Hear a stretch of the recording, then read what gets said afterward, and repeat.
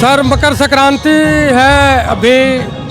आज हमारे चैनल के माध्यम से हमारे दर्शकों को शुभकामनाएं दें। आप सबको भाई आपके चैनल के माध्यम से जो भी लोग सुन रहे हैं देख रहे हैं उनको मकर संक्रांति की हार्दिक शुभकामनाएं एवं बधाई। और हमारे देश के प्रधानमंत्री यशस्वी प्रधानमंत्री भाई नरेंद्र मोदी जी खूब यशस्वी होए और देश को खूब सुरक्षा के साथ हम लोग को आगे बढ़ाए, प्रगति करे, यही शुभकामनाएं मैं देता हूं आज के दिन मकर संक्रांति के दिन। सर आप लोग हिंदुओं की बात करते हैं, भारत हिंदू राष्ट्र बनेगा, ऐसा कोई चांस है? बिल्कुल हिंदू राष्ट्र बनेगा। आप देखिए देश की जितनी आबादी है उसका 71/3 लोग महाकुंभ में लोग आने का अनुमान है और हाफ लोग पहुंच चुके हैं। तो इससे हम अनुमान लगाइए कि हिंदू राष्ट्र बनेगा हमारा देश, 100% बनेगा। आए दिन चल रहा है चर्चा इधर उधर होने का, उस पर आप क्या कहेंगे? देखिए बिहार में जो चर्चाएं चल रहे हैं, विपक्ष हमारा है वो मित्र पराया हो गया, उनके पास कोई काम नहीं है। बाइट देने के लिए, मीडिया को आकर्षित करने के लिए वो लोग विपक्ष की बात उल्टा पुल्टा उड़ाते हैं, हम लोगों के सत्ता पक्ष की बात कि वो इधर हो रहे हैं उधर हो रहे हैं, क्योंकि उनके पास कुछ हो रहा है नहीं। इसलिए यहाँ एनडीए मजबूत है और बिहार में 2025 में ही मजबूती से यहाँ हमारी सरकार बनेगी और मोदी जी सक्षम है पूरे भारत को देखने के लिए। अकेला एक मोदी सब पे भारी। अकेला मोदी जी वो विदेश नीति करेंगे, विदेश का दौरा करेंगे कि बिहार के छोटा से छोटा जिला में जा कर के सर काम करेंगे? यहाँ के लिए तो कोई ना कोई एक अलग राजा होना चाहिए जो स्वतंत्र रूप से और अस्थायी तौर पर काम करे। इस पर आप क्या कहेंगे? देखिए राजा तो एक ही होता है और प्रजा अनेक होते हैं, इसलिए राजा है वो राजा।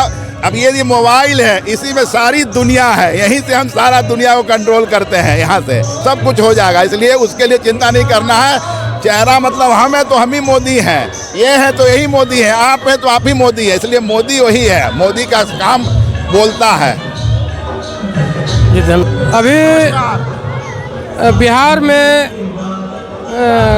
कई पुल गायब हो गए, टूट गए, बिना मतलब निर्माणाधीन अवस्था में ही वो। इस पर सुशासन पर तो सर प्रश्न चिन्ह लग जाता है, इस पर आप क्या कहेंगे? देखिए जी हाँ, बड़े बड़े कार्य होते हैं, निर्माण होता है, वहाँ ऑटोमेटिक कुछ न कुछ गलतियाँ भी होती है। ये सब कोई मायने नहीं रखता है। बिहार के अंदर एक नहीं हजारों जो ओवर ब्रिज बना है, हजारों पुल बना है, वो आपके आंखों के सामने, खास करके पटना के राजधानी में सैकड़ों ऐसे ब्रिज और ओवर ब्रिज बने हैं। कहीं एकदम है, गिनवा देंगे, सिटी से लेके दानापुर तक आप घूमते हैं तो उस पर मूल्यांकन कीजिए।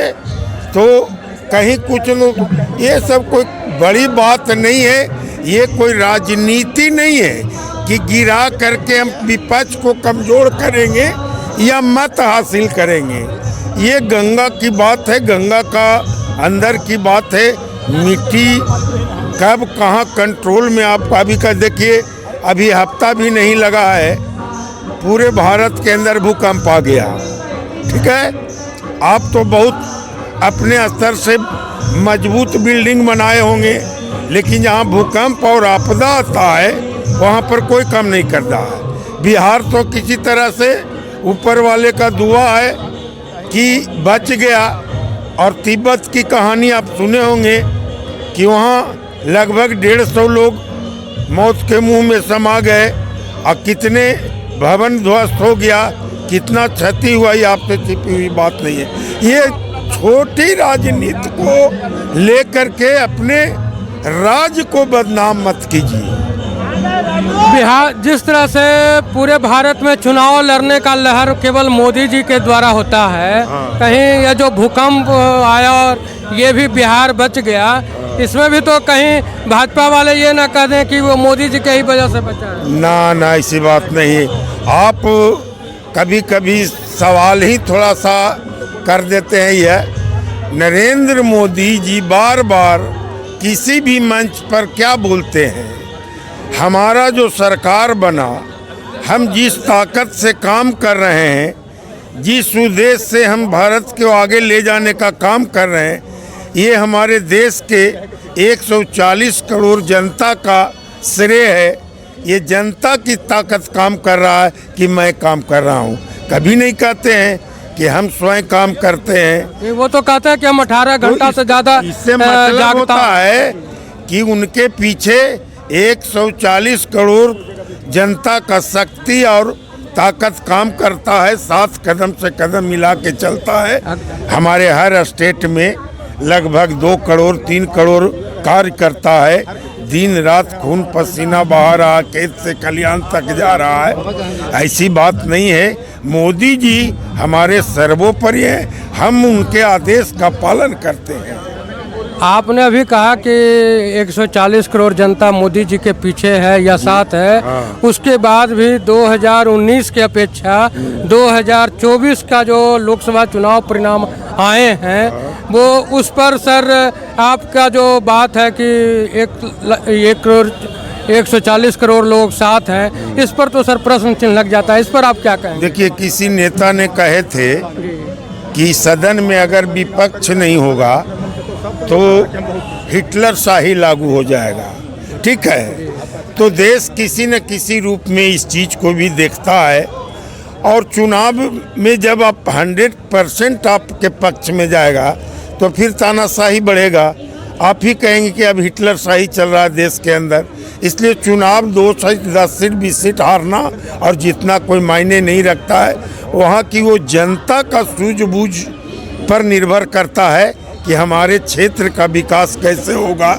जो हम किए हैं उसके आधार पर हो। कल आपने उमर अब्दुल्ला का बात सुने होंगे कश्मीर के प्रोग्राम में कि क्या कह रहे हैं कि जब तक केंद्र का साथ नहीं मिलेगा कश्मीर का विकास नहीं होगा। कश्मीर को मोदी जी क्या कह रहे हैं कि हमारे देश का मुकुट है।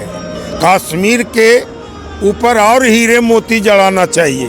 विकास के नाम पर जो भी गिनतियां करवाए, एम्स, हॉस्पिटल, सड़क, स्वास्थ्य का जितने भी साधन बने हैं, उसके अलावा भी अभी उनको दिमाग में है कि अभी कश्मीर को और विकास की ज़रूरत है। सर आप अपना परिचय देना। मेरा नाम सुरेश प्रसाद चौरसिया उर्फ निराला जी, अति पिछड़ा मोर्चा के मैं प्रदेश प्रवक्ता हूँ भारतीय जनता पार्टी का। जी धन्यवाद।